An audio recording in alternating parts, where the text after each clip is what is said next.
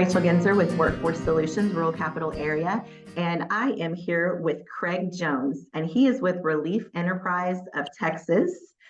He is the Employment Specialist and Outreach for the Mentally Disabled. And Craig, thank you so much for being here today, being part of NDEAM.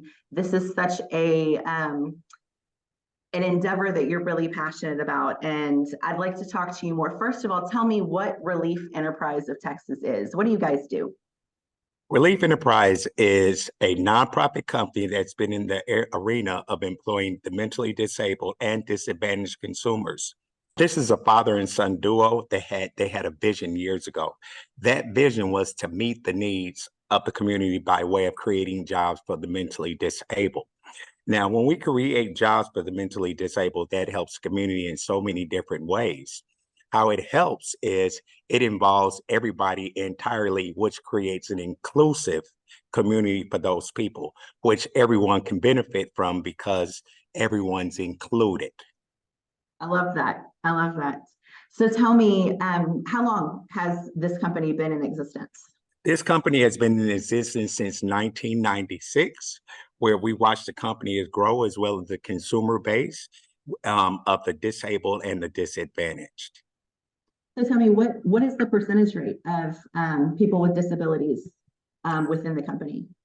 Okay, within the company, under the Work Wonders and Work Crust program, it's allowed to be 75% disabled, 25% non-disabled, and we stay inside those perimeters for the community.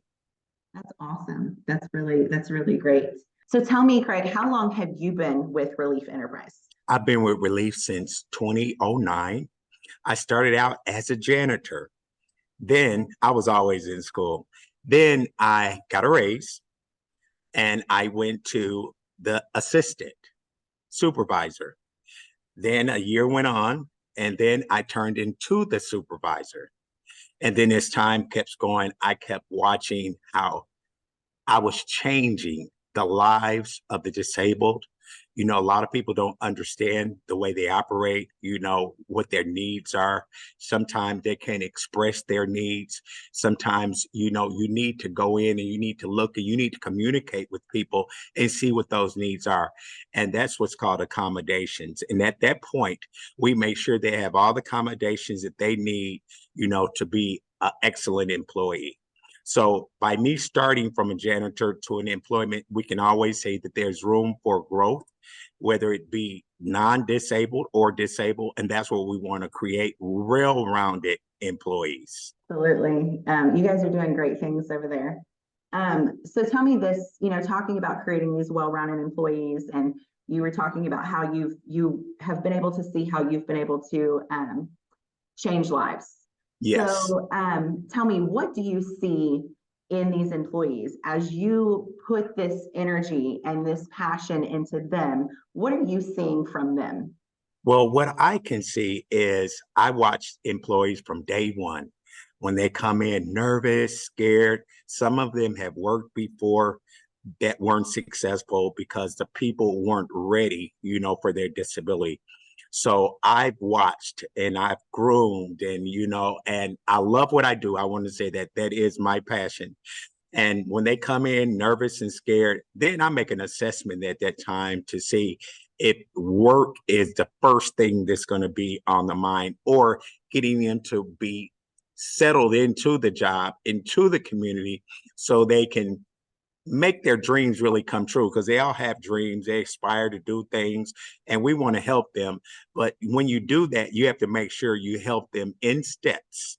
You know, first you have to, you know, welcome them in. And then you, like I said, you have to assess what their needs are. And then from that point, then you can make a plan for them and they'll continue like that. And like I said, by the growth that I've seen there, it is wonderful. They come in nervous and scared, and then they end up with good training and accommodations. They end up being exceptional employees. You know, it kind of it's like you're creating the safe space for them to really be themselves, which gives them the confidence to perform their job. You know, once they have that support, I think it really creates an atmosphere for them to kind of come out of their shell and really showcase, you know, all of their abilities. Well, I'm glad you said that because coming out of their shell is far most important. Because when they come, I've learned that trust is a big issue. And before we can even get into the meat and potatoes of training and all these things, it has to be a trust based. And once they feel that they're safe, a safe place, they can, turn in whatever they need to be or whatever they want to be at that time. And once the trust is created, anything can happen.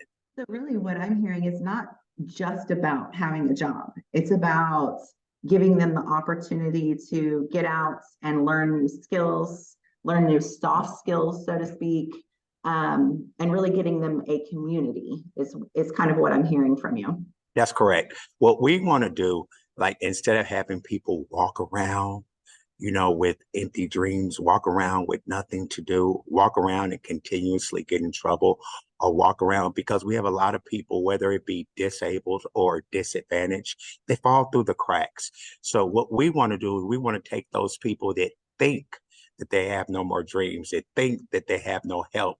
We want to change that trajectory and make sure they know that they're accounted for, that they matter, and we want to help them in any way possible that we can.